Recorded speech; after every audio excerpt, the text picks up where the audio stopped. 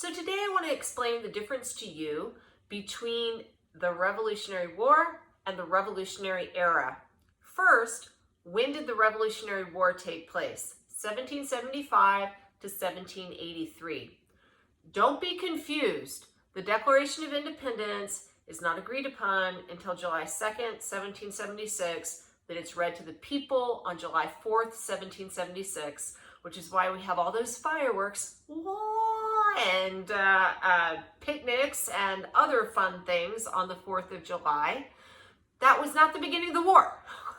The beginning of the war happened when the shot heard round the world was fired at Lexington. So the battles of Lexington and Concord in April of 1775 kicked off the American Revolution.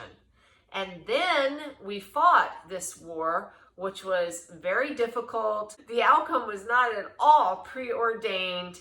In 1781, General Cornwallis will surrender a British army to the French and American allies, where you had guys at Yorktown like the Marquis de Lafayette and Rochambeau and George Washington, and the world turned upside down. That wasn't the end of the war. That was the end of the British public's support for the war. In actuality, the end of the war does not really come until the ink is dried on the Treaty of Paris in 1783. This treaty, which was negotiated by Ben Franklin, hence why he's on the $100 bill, and the two Johns, John Jay and John Adams. So, the American Revolution, 1775 to 1783. This is the thing. If you go out on the street now like you're Jay Leno and you do a man on the street interview, just ask any rando American. Ask them, hey guy or girl, when was the American Revolution fought? Tell me the years. I would be shocked. Like, push me over and I would just faint if someone could answer for you 1775 to 1783. Is this because I think we do a terrible job teaching history in American high schools? No, not really. I mean, maybe again. Mostly though, these dates are not, they're not as important as you might think they are. There's the Revolutionary War, and then there's the Revolutionary Era, which is a lot longer. You know that revolutionary fervor really starts going in 1764. The French and Indian War ended in 1763, and then things just kind of go wrong between us and King George III. And we take kind of a trudge towards revolution. Once we get there, we win the war.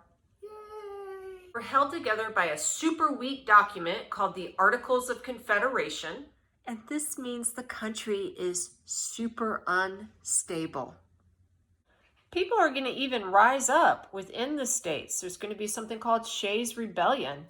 And we're going to realize, wait a second, we won the American Revolution, but we have not really finished what we started out to do. We have got to create something that will hold the states together and make us into a unified country that can march forward into history without spinning apart into something that we don't want to be. We're going to eventually ratify the Constitution for the United States, which is the governing document for our country. And the Revolutionary Era will end when George Washington becomes our first president. The big G. The Revolutionary Era takes place from 1764 to 1789. Of course, a whole bunch of things happened during the Revolutionary Era. This was the entire ramp up from protest about the Sugar Act, the Stamp Act, to the formation of the Sons of Liberty, to the entire mobilization of the colonies, the American Revolution, etc. But I figured I would just point out some small things that go down because they're attached to names that you probably know, but might not be able to put on the timeline. In 1769, Daniel Boone crossed the Appalachian Mountains. And he saw in front of him a great and wonderful, beautiful land where your professor would later be born, and which would be called Kentucky.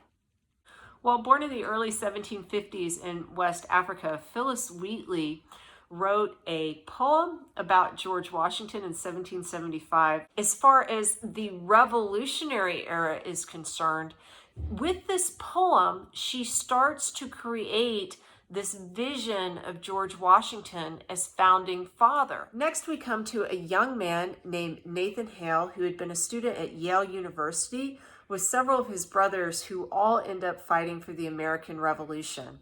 Nathan Hale served as a spy for General George Washington, trying to understand the movements of the British in New York.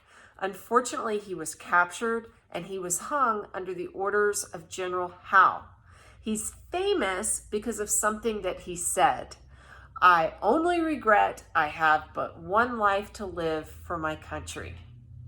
The essential man of the American Revolution is often said to be George Washington, and not just because of how Phillis Wheatley portrays him in her work. There was a time in which George Washington even had to put down a coup of sorts, which was called the Newburgh Conspiracy in 1783. What was that all about? The Continental Congress was not very good at paying the soldiers, and at some point they got tired of that. And some of the officers banded together with the idea that they would kind of, slap the Continental Congress across the face with a glove by saying, "Hey guys, pay us the money or we're going to disband and leave the colonies just completely unprotected and the British can rush right back in," even though the war by 1783 was essentially over.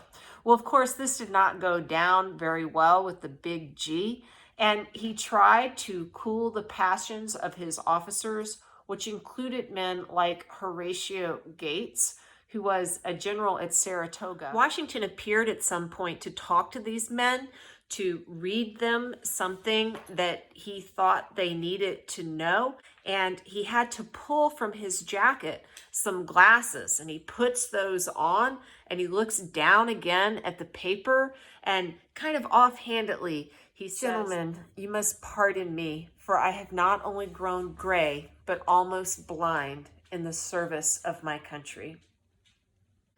And everyone looks at this guy who has given so much to the United States that some of them just start crying. He brings them to tears. They love him, not just as a leader, but as a man, and they feel ashamed. And that's the end of the Newburgh Conspiracy. Washington retired at the end of 1783, just in time to get home to Mount Vernon in Virginia to celebrate Christmas. Washington's retirement was very short-lived.